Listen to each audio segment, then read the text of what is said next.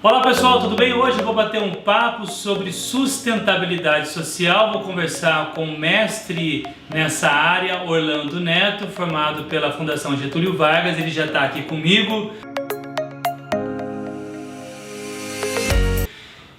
Tudo bom, meu caro? Como é que você está? Obrigado aí por me atender, por estar falando comigo.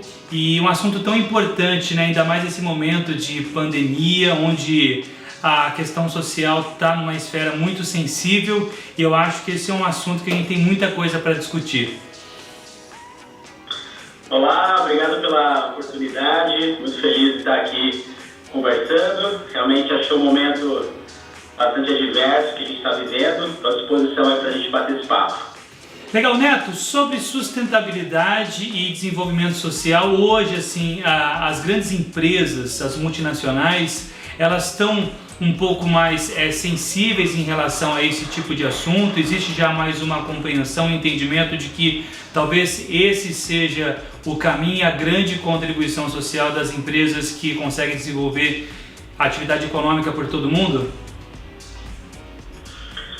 Hoje as grandes empresas elas têm discutido muito qual é o legado que elas querem deixar na sociedade. Então há uma discussão muito grande, muito profunda, além do impacto econômico, né, da geração de lucro, também uma discussão de desenvolvimento para onde as empresas operam.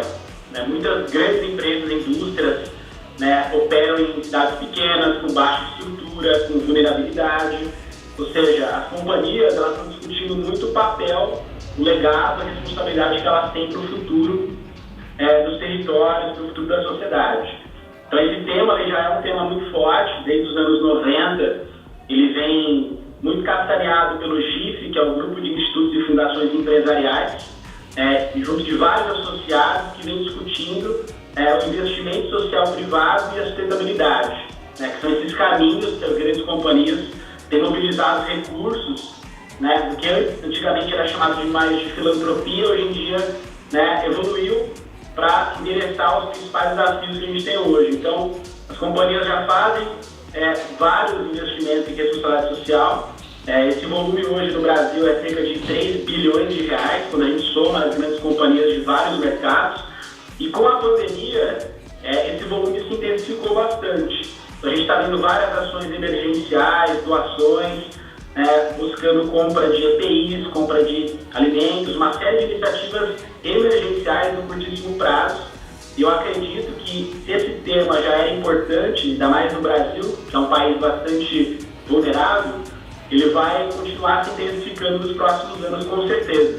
As companhias vão aumentar a sua agenda de responsabilidade social, de sustentabilidade, porque a gente não pode mais viver num mundo como antigamente, né? Um mundo que a gente estava intensificando as emissões de carbono, a gente estava poluindo, a gente estava exaurindo os recursos naturais. Então, toda essa discussão ela vem para ficar, uma discussão de um novo normal, da sustentabilidade, e as companhias elas têm um papel muito grande, né, hoje em dia. As empresas cresceram muito, elas são muito maiores do que há anos atrás, cada vez maiores, cada vez mais potentes, e elas são aliadas importantes para os estados, para os municípios e para a sociedade em geral. Então acredito que sim, esse é um movimento que vai somente se intensificar cada vez mais nos próximos anos. E eu acho que isso que você comentou sobre esse papel emergencial da participação social das empresas nesse momento de pandemia ficou muito evidente, muito claro.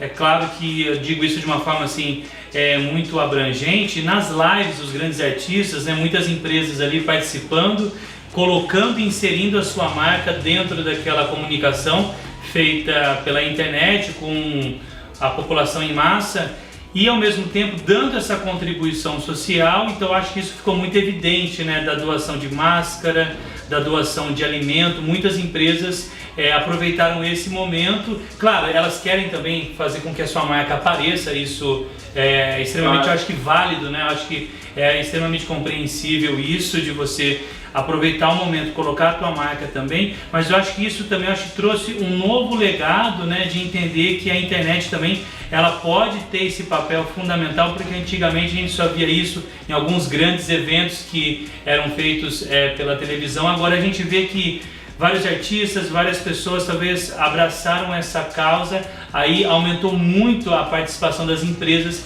nesse ponto emergencial. Mas agora sim, daqui para frente, sobre a questão de legado, né? Quais são as ações que as empresas estão desenvolvendo para trazer também para a sociedade, por exemplo, investimento em startups que podem trazer algumas soluções de serviços, de moradia, de alimentação. O investimento privado, ele já foca já mais em talvez fazer investimentos que vão trazer um resultado a longo prazo que possa ser mais permanente, para a gente não ficar nessa questão só superficial, no sentido do emergencial, você vai lá, supre a necessidade da alimentação, a necessidade do álcool em gel, da máscara, mas talvez algo que possa ser mais permanente. Já tem uma certa concentração de investimentos nesse sentido?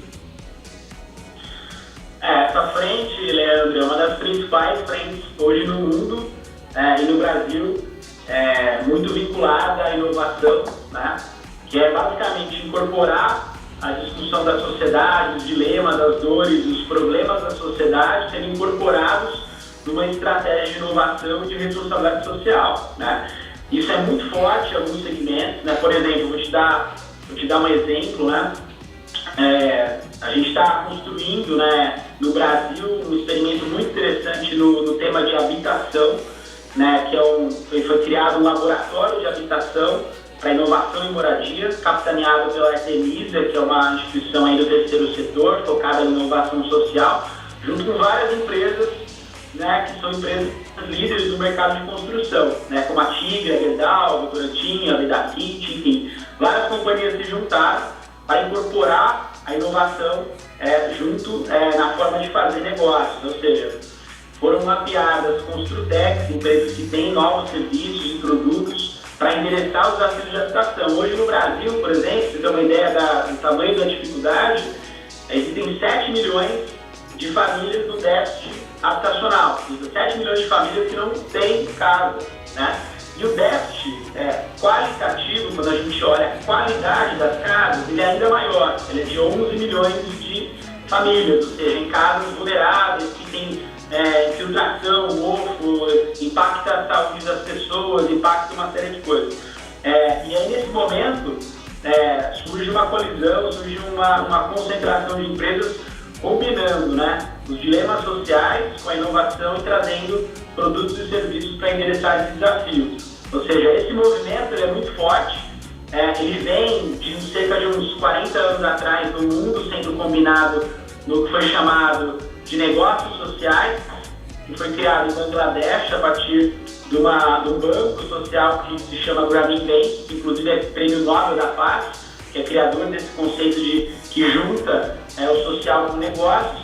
Isso vem se mobilizando nos últimos anos e chegou no Brasil com muita força, vem se intensificando. Então, é uma frente muito importante, conciliar a inovação, conciliar os desafios da sociedade e trazer novos produtos e serviços que são bons para a geração de valor financeiro, mas ao mesmo tempo são bons para a geração de valor para a sociedade e para o mundo.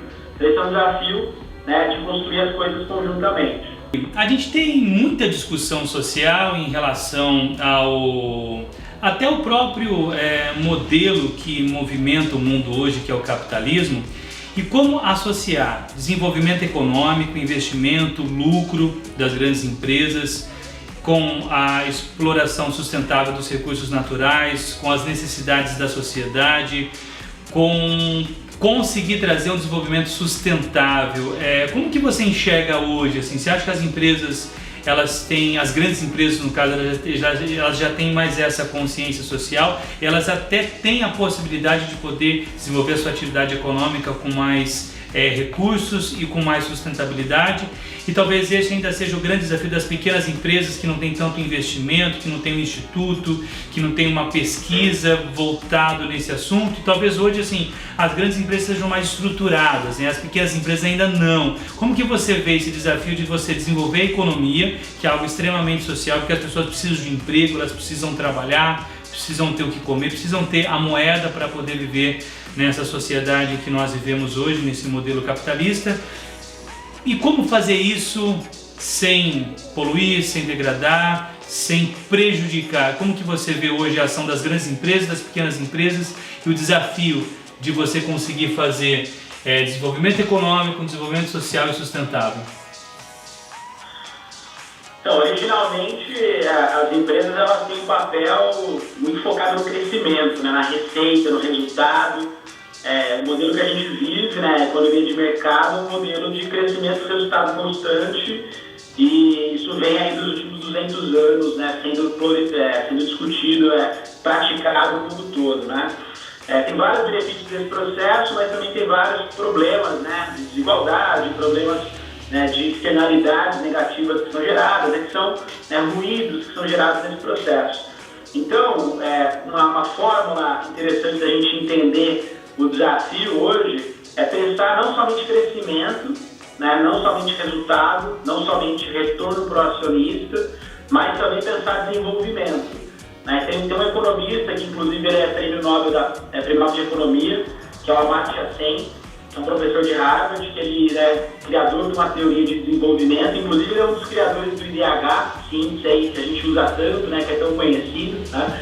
E a discussão de desenvolvimento é muito focada em a gente aliar os recursos naturais, aliar as demandas de mercado em prol do desenvolvimento, ou seja, você tem um gatilho de crescimento, de geração de valor, de receita, que as empresas são fundamentais, que de fato elas movimentam a economia, elas geram empregos, elas pagam impostos, elas são uma válvula muito importante para o resultado. E o desenvolvimento vem na sequência, ou seja, não adianta a gente ter, por exemplo, uma empresa super com grande resultado, com grande lucro, se naquela cidade que a empresa opera, né, não tem um sistema de saúde adequado, não tem uma escola adequada. Então, a gente tem que pensar no desenvolvimento sustentável, que é pensar tanto no crescimento, mas também em fatores, principalmente fatores de saúde e educação no longo prazo, e isso a iniciativa privada de grande porte mais estruturada, ela tem de fato mais força para fazer junto com os estados em várias esferas, né, município, estado e federação, tem muito mais força, né, para criar projetos, programas estruturados de longo prazo, para fazer transformações mediante seus investimentos socioambientais, para de fato desenvolver. Né? Por exemplo, a gente tem um indicador de educação no Brasil, que é o INDEB, que é o Índice de Desenvolvimento de Educação Básica, que está presente nos mais de 5 mil municípios brasileiros, e tem várias companhias brasileiras, né, que se esforçam em evoluir o INDEB daquelas localidades em que elas operam, né, companhias que estão aí no Brasil inteiro. Então, de um lado você tem o crescimento, aliado com o desenvolvimento, então essa é uma forma de fazer. Mas, de fato, quando a gente vai para o lado das pequenas empresas, microempresários, né, a preocupação, né, a pauta do dia é, né, estar sobrevivendo, né, pagar as contas e atingir ali o resultado. Imagina numa crise toda, agora numa pandemia, a dificuldade deve ser, vários empresários estão sofrendo, infelizmente alguns não vão aguentar essa situação toda. Né? Então, de fato, as pequenas empresas, elas podem ter práticas um pouco mais pontuais, mas ao mesmo tempo elas podem, né, desenvolver ações importantes. Né? Por exemplo, né, quando você tem sustentabilidade para pequenas empresas, você pode pensar em práticas de reciclagem, por exemplo, separação de lixo adequado no escritório, nas operações. Você pode pensar em uso de painéis solares ou energias alternativas mais sustentáveis, né, que vão alimentar aquela pequena microempresa, o comércio e tudo mais. Você pode pensar em redução de embalagens, né, que vai gerar menos lixo. Você pode pensar em programas de bolsas, por exemplo, que seja um curso de inglês ou um curso, enfim, de informática subsidiado, que favoreça o desenvolvimento educacional dos empregados. Ou seja, tem uma série de iniciativas socioambientais que podem ser traduzidas para o ambiente da pequena empresa, né, que não precisa de uma grande estrutura, de uma fundação, de um instituto, que de fato tudo isso só tem a grande empresa que consegue de fato pagar isso. Né? Mas o pequeno empresário, o microempreendedor, ele pode ter pequenas ações de curto prazo, né, e principalmente o que a gente tem visto essas pequenas ações gerando atributos de consumo, né, gerando impacto de venda, ou seja, produtos sustentáveis. A gente tem visto produtos orgânicos, produtos veganos, né, ou seja, uma série de discussão que você consegue criar sustentabilidade no negócio central daquela companhia. Ou seja, se a empresa vende orgânicos, é um pequeno produtor, né, tem um selo de orgânico, consegue, né, ter um preço melhor porque ele tem um selo orgânico, enfim, isso é sustentabilidade pura. Né? Isso você não precisa ter uma atividade paralela, você pode focar no próprio core business e entregar esse valor e compartilhar com a sociedade. Uma vez que você entrega um produto mais sustentável, com menos embalagem, com atributos de consumo sustentáveis, orgânicos ou outras coisas assim, mais ligados a alimentos, que é mais fácil a gente fazer mais próximo do nosso dia a dia, por exemplo, você está entregando um valor compartilhado, ou seja, um valor da empresa, está ganhando dinheiro, o resultado, o valor que é de fato que a empresa tem o seu papel, mas ao mesmo tempo você está gerando valor para os consumidores, gerando valor para a sociedade, para o meio ambiente, então isso é muito importante, tá? Visão do valor compartilhado é fundamental e pode ser aplicada em grandes companhias, mas também em pequenas companhias. E tem muitas empresas que têm se aproveitado também dessa ideia da sustentabilidade para fazer uma estratégia de mercado, já pensando num certo público que tem essa consciência social e que consome já produtos sustentáveis, e talvez seja até um nicho de mercado que nos últimos anos vem sendo explorado, empresas criando produtos para um público específico que já tem essa consciência social. É uma estratégia também de mercado você posicionar a sua empresa com essa questão da sustentabilidade, e talvez a grande sacada aí para que as empresas comecem a investir mais em produtos com sustentabilidade, uma atividade econômica com sustentabilidade, vai depender muito também da consciência do consumidor, né? Porque se a sociedade começar a escolher empresas que têm a responsabilidade social, que faz a sua atividade econômica de forma sustentável, eu acho que isso também vai estimular de certa forma o mercado a ter essa prática, porque a empresa, no caso, visando a sua atividade econômica, ela quer ter a maior parcela de consumidores ali do lado dela, e quando a gente tem um consumidor com a tendência de comprar produtos sustentáveis, isso acaba gerando até um certo estímulo para que as empresas possam atuar ainda mais nessa área. Agora, pensando numa escala de Brasil, como que você vê a cultura brasileira no sentido de utilização de produtos que são sustentáveis? Ainda é uma cultura que está engatinhando, as pessoas têm tido mais consciência em relação a isso? Eu gostaria que você também comparasse isso, fazendo um paralelo a outros países em que a população já tem mais essa consciência social de dar valor, dar prioridade e comprar marcas que desenvolvam a sua atividade econômica com essa responsabilidade.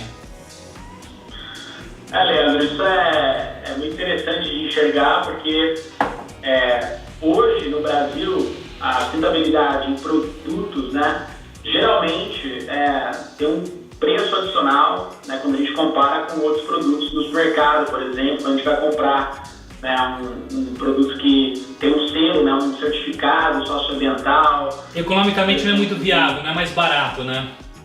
Geralmente ele tem esse preço adicional.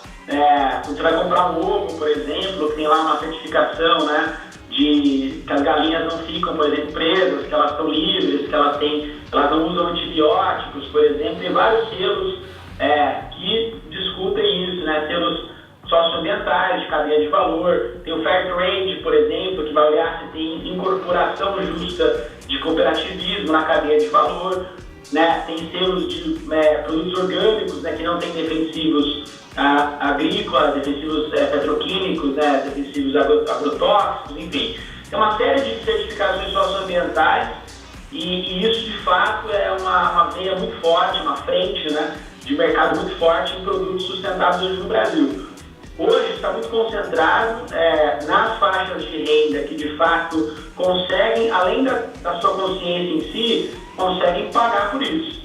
Que acho que assim, a consciência, isso existe em várias camadas sociais. As pessoas estão cada vez mais conscientes, mais refletindo sobre o seu papel, sobre o impacto, e querem um futuro melhor, um planeta melhor. Isso acontece em todos os lugares, em todos os países, né? Um pouco mais ou menos intenso, mas isso acontece. Mas o problema muitas vezes é você ser viável, né? Você comprar uma coisa que às vezes até pode ser o dobro ou o triplo do preço. Então, de fato, isso hoje é um segmento de mercado muito nicho, né? Muito particularizado. É um segmento de mercado que cresce, que tem alta rentabilidade, mas ele é muito especializado. né? Então é um tipo de consumidor de alta renda que privilegia um consumo sustentável, privilegia, por exemplo, né, selos socioambientais que garantem a reciclagem. Você tem selos hoje, por exemplo, como Eu Reciclo, que está vinculado à destinação do resíduo pós-consumo. Isso é muito importante, porque às vezes a gente, né, se preocupa pela cadeia de valor, de onde vem esse produto, qual que é a matéria-prima, a origem, isso é importante. Mas às vezes a gente esquece o pós-consumo, que é a destinação. Para onde que vai ser utilizado? Qual que é o fim desse material? O Brasil hoje, ele recicla menos do que 5% dos materiais potenciais da reciclagem.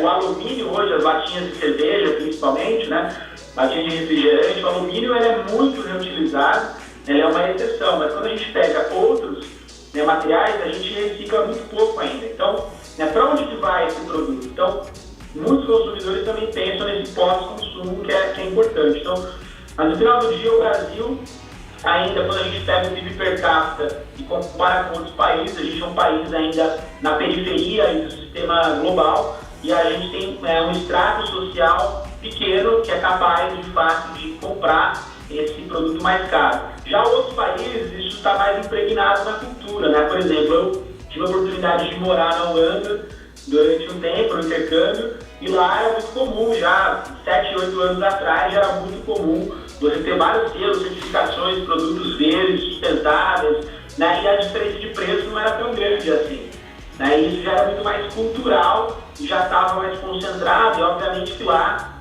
o PIB per capita é muito maior e a desigualdade econômica é muito menor. As pessoas têm acesso a comprar o que elas querem de maneira sustentável e consciente. O problema é que aqui no Brasil, muitas vezes, as pessoas não conseguem, né, tomar essa decisão simplesmente porque é mais caro e não conseguem acessar. Ou seja, ser sustentável, Neto, custa caro. E aí eu te faço uma pergunta, tem um caminho para a gente conseguir reduzir esse custo, fazer com que os produtos sustentáveis sejam mais acessíveis? Porque eu entendo perfeitamente, você vai comprar, um exemplo que você disse do ovo, né? Como uma família de baixa renda que vive de um salário mínimo, 3, 4, 5 pessoas que dependem daquela única renda, né? De um ou dois que trabalham ali na família, como vai, né, ter essa consciência social de você falar assim, olha, vamos comprar esse produto, é um pouco mais caro, mas a empresa tem essa contribuição social, não está poluindo, não está degradando o meio ambiente. Tem um caminho para a gente tentar baratear isso? O que você pode dizer para a gente de exemplos, né, que deram certo em outros lugares? Dá para baratear a produção sustentável para que os produtos cheguem na prateleira do supermercado mais acessível? O desafio muito grande é o desafio do volume, o desafio da escala desses produtos, né? Hoje, quando a gente fala de sustentabilidade, ela é carregada com uma série de custos que, às vezes, os produtos normais, né, não são carregados, né? Que são esses custos adicionais de insumos, custos adicionais de certificações socioambientais, uma série de procedimentos, de uma série de questões, condições de trabalho, condições de operação, que são condições mais caras, muitas vezes, e sem escala, sem volume alto de produtos, muitas vezes acaba ficando inviável, o preço de fato fica muito alto.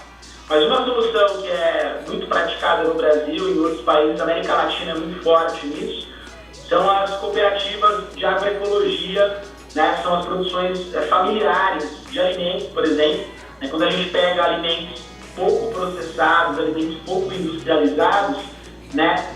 Em grande parte hoje no Brasil, muita gente não sabe, mas em grande parte, uma série de produtores são produtores de agricultura familiar, né? Um percentual muito alto brasileiro que chega para os supermercados, chega em feiras livres, uma série de lugares do Brasil, é de produção familiar, produção de agroecologia muitas vezes, né? E uma outra parte, que é mais conhecida, né, a parte que a gente fala que é o agronegócio, geralmente é um produto que ele é para exportação, né? Como a soja no Mato Grosso, que tem muita soja, e são produtos do agronegócio, geralmente intensivo em maquinário, intensivo em volume, uma grande companhia para exportação em grande parte. A soja, pouco da soja fica no Brasil nesse caso, né? Então tem uma diferença aí. Quando a gente olha a agricultura familiar, isso pode ser um potencial caminho, porque muitas vezes isso são famílias que vivem disso, são cooperativas, né, que fomentam esse tipo de atuação. vinculadas a movimentos sociais, vinculadas a movimentos de terra, né? Então você tem uma série de iniciativas super interessantes. Algumas vezes, no Hortifruti, você tem a origem, a procedência da agricultura familiar, isso vem em alguns selos, algumas coisas assim, não necessariamente isso é muito mais caro, então pode ser acessível, né? Principalmente quando você vai em canais que não são as grandes redes varejistas, né? Por exemplo, vou dar um caso aqui, próximo ao meu apartamento em São Paulo tem uma loja, na verdade um instituto que se chama Instituto Feira Livre, até recomendo a todos dar uma olhada, que é um caso fantástico. O Instituto Feira Livre ele faz uma conexão entre os produtores de agricultura familiar, de agroecologia, né, que não usam agrotóxicos, que tem uma série de cadeias de valor sustentável, tem uma série de oportunidades nesse sentido, e eles fazem uma venda direta, né? E eles, na gôndola, você não paga o percentual do supermercado, você só paga se você quiser. Você pode pagar o mesmo preço do produtor. Então aí você já economiza aí cerca de 30% a 40% pagando o preço do produtor rural. Então isso é muito interessante, tem várias iniciativas aí que estão colocadas no Brasil, mas de fato, quando a gente pega em alimentos, isso é um pouco mais acessível, mas quando a gente vai para outros tipos de produtos, muitas vezes o produto sustentável, você pega cosméticos, por exemplo, né? Cosméticos, né? Maquiagem, batom, perfume, que você tem, por exemplo, cadeias de sociobiodiversidade, que são cadeias vinculadas à Amazônia, cadeias vinculadas ao Pará e tudo mais. Tudo isso, uma parte disso vai para exportação e com preço altíssimo, né? Ou seja, você tem um grande mercado de biodiversidade, que é o chamado bioeconomia, né? Que na verdade acaba sendo também muitas vezes um preço muito alto, inviável, né? Que acaba rentabilizando aquela faixa de consumidor que consegue pagar por um produto mais sustentável em comparação com um produto mais artificial. E a gente pode ir até para algo que faz parte da vida de todo mundo, seja rico, pobre, dependente da classe social, que hoje você ter uma casa sustentável com um sistema de tratamento de água e esgoto, ou seja, um alto sistema de tratamento de água e esgoto, que talvez eu acho que seja aí um dos grandes gargalos aí do desafio social do país, de você conseguir levar essa estrutura para as residências. Você construiu de uma casa hoje que tenha um sistema sanitário sustentável, extremamente caro, né? Eu acho que pouquíssimas casas hoje no Brasil, até por uma questão de custo, uma questão de cultura, de você conseguir fazer a implementação desses sistemas, custa caro, e a gente, eu acho, talvez está engatinhando demais nisso, né? Sim, falta um estímulo também da política pública, né? Por exemplo, crédito específico para, por exemplo, habitação, construção sustentável, né? Por muito tempo, por exemplo, Leandro, você pega a energia solar, que é uma energia que poderia ser mais acessível, mais capilar, chegar na casa das pessoas. Por muito tempo, essa energia no Brasil ela foi completamente inviável, por questões tributárias, questões de tecnologia. Hoje em dia, ela está ficando um pouco mais acessível a energia solar. Tem tecnologias aí que estão deixando ela mais barata, mais acessível. Mas falta um estímulo de política pública, né? A gente poderia ter uma política pública nacional, né? Um crédito, uma facilitação, uma isenção tributária focada em produtos, por exemplo, ecoeficientes. Por exemplo, eletrodomésticos ecoeficientes, né? Você pega materiais de construção ecoeficientes, energia, né? Que seja energia ecoeficiente, enfim. Bom, diante disso, quanto tempo será que a gente vai levar, no caso Brasil, para conseguir atingir um nível aceitável de sustentabilidade, onde a gente tenha essa ideia inserida na nossa cultura? Até porque tem um princípio básico, talvez aí da economia, de que os desejos são infinitos, mas os recursos são finitos, uma hora vai acabar. E se a gente começar a entrar nessa cadeia de produção, produz, vende, sem pensar no amanhã, talvez, e esse amanhã talvez seja um pouco tarde, até para a gente estar falando sobre isso agora, porque os recursos naturais, eles acabam, né? Sim. Vou te responder essa pergunta com um estudo muito legal, que é sobre exatamente recursos naturais, né, no Brasil e no mundo, né? E no ano passado, em 2019, o uso de recursos naturais foi tão intensivo que ele se esgotou, né, o que era para ser daquele ano, ele se esgotou em agosto. Pra você ter uma ideia. Se a gente não tivesse a recuperação dos recursos naturais, ele estaria encerrado em agosto e a partir disso a gente entrou em déficit. A gente está consumindo mais recursos do que o planeta consegue ofertar, né, de restabelecimento de ecossistemas, de biodiversidade. Ou seja, a gente está criando déficits, muitas vezes déficits irreversíveis, tá? Então, nessa condição, eu acredito que a humanidade, não só o brasileiro, mas a humanidade em si, ela vai aprender muito pela dor, né? Esse, infelizmente, acho que é o caminho que a gente vai aprender, a gente está aprendendo na pandemia, né? A ter que ter relações à distância, a cuidar mais da saúde, a se preservar, a ficar mais em casa. É difícil e tal, mas a gente está aprendendo na dor. A gente vai sair com isso, com aprendizados e com certeza a gente vai sair disso melhores. Agora, sustentabilidade é a mesma coisa. A gente está sofrendo com exaustão de recursos, com meio ambiente, né, com emissões, uma série de questões, com dificuldade, né, de aumento da temperatura do mundo. Tem várias previsões aí que se aumentar 2 graus, né, nos próximos 50 anos, a gente corre um risco de extinção. Né? Então, porque vai aumentar o volume do mar, vai aumentar a seca, vai aumentar uma série de eventos extremos. Então, eu acredito que a gente vai sair disso aprendendo, mas infelizmente é somente com esses impactos e choques que a gente vai se tornando, né, a gente vai tendo culturas mais sustentáveis, vai aprendendo e vai reincorporando isso em nossos hábitos e decisões. Acho que essa é uma jornada da humanidade. E se fala muito agora, para a gente encerrar essa entrevista, que foi muito bacana, muito interessante, você trouxe aí pontos importantíssimos para a gente refletir daqui para frente. Muito se fala agora desse novo normal. O novo normal, o novo normal.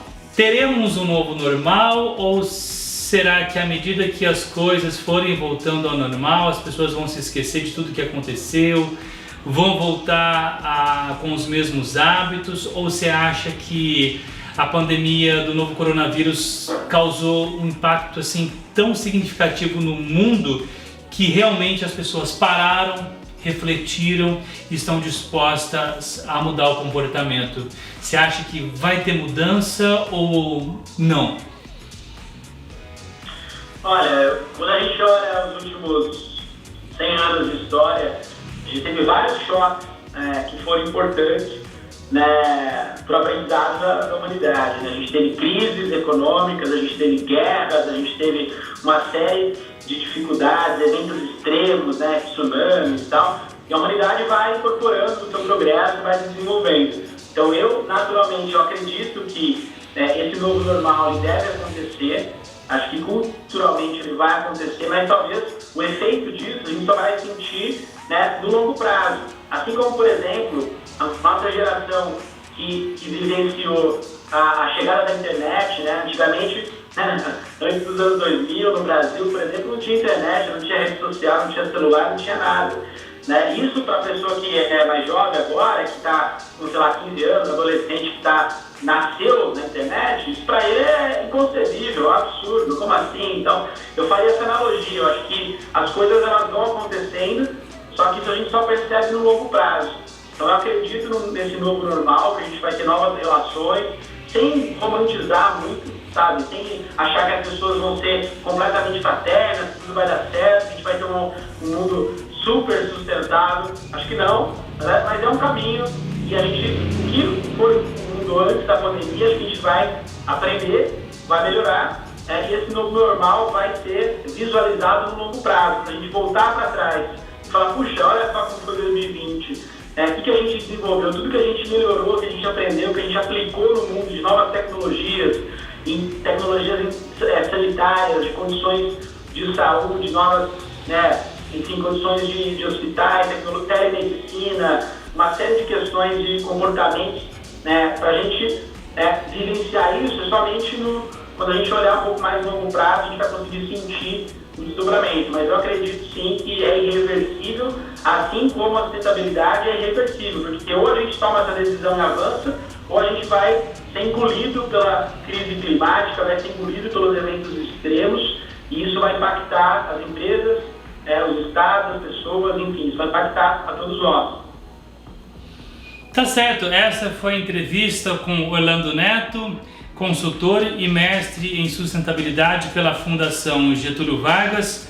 Meu caro, foi um prazer falar com você. Para quem não sabe, nós somos amigos de muito tempo, chegamos a morar juntos e foi um prazer, cara, falar com você, todo esse seu conhecimento que você demonstrou para nós. Aí a gente fez uma entrevista toda profissional, toda, como que a gente pode dizer, toda séria, né, para falar sobre esse assunto, mas nesse final aqui, eu deixei para o final, é com muito prazer que eu falo que eu sou amigo de Orlando Neto. Foi um prazer, viu, falar com você, meu caro. Valeu, igualmente, parabéns aí pela iniciativa, pelo canal, sucesso. Tamo junto. Pessoal, então essa foi mais uma entrevista aqui do canal. Muito obrigado por quem assistiu a gente até o fim. Se inscreve aí, continue ligado, porque daqui pra frente vai ter muita novidade, assuntos como esse extremamente importantes para que a gente possa ter uma vida melhor em sociedade. Obrigado, valeu pessoal, se inscreve aí no canal. Tchau, até o próximo vídeo.